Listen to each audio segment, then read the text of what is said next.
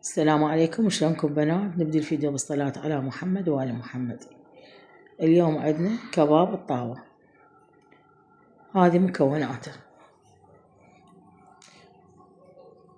طحين أسمر، وإذا ماكو أبيض، بس بالأسمر تصير أطيب تتماسك أكثر.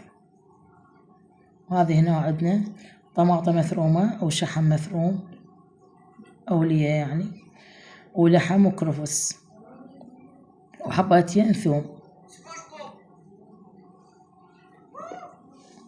وطبعا بصل مفروم هم.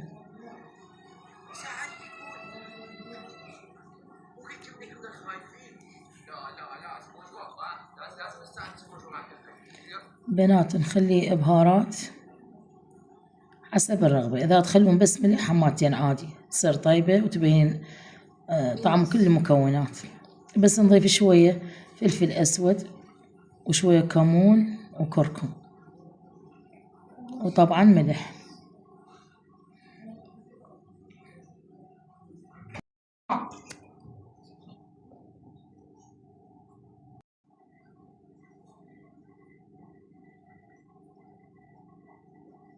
بنات اكو ناس تحب تخلي قرنابيط مثروم او شجر مثروم، باذنجان تثرم ويا الكباب، بس يعني الوصفة الأصلية هي هاي. واكو ناس ما تحب تخلي طماطم مفرومة ولا ثوم، تبقى بس 3 مكونات: لحم وكرفس وبصل، وإضافة الطحين بعد بكيفكم.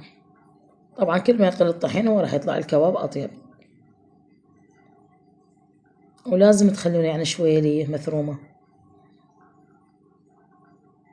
على مود ما هي بس الكباب.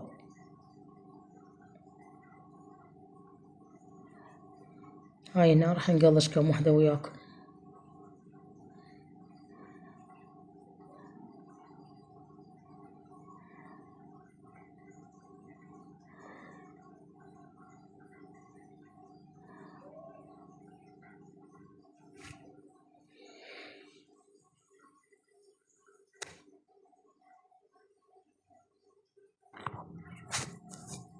بنات العجينة مالت الكباب تبقوها أقل شي نص ساعة، ربع ساعة إذا أمكن. كل ما تبقوها أكثر تختمر أحسن.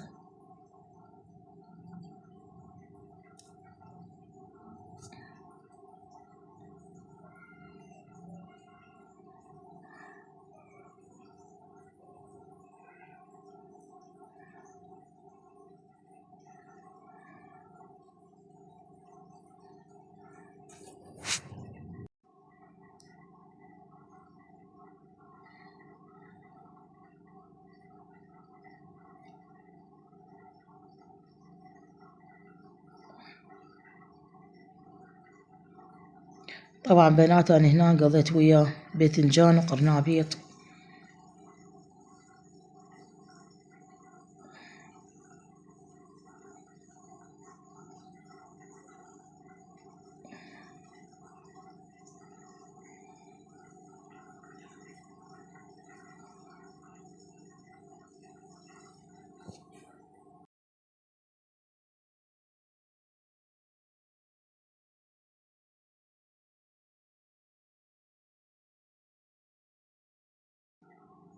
هاي هنا بنات قضينا طماطم نفس الزيت مالت الكباب. وهاي هنا عندك كم قطعة همبرجر مال دجاج هماتين قضيتها. هاي هنا دراوك والباذنجان والقرنابيط. وهاي هنا سوينا كيكة بالليل مال طاوة سريعة، ومقاديرها كلش بسيطة.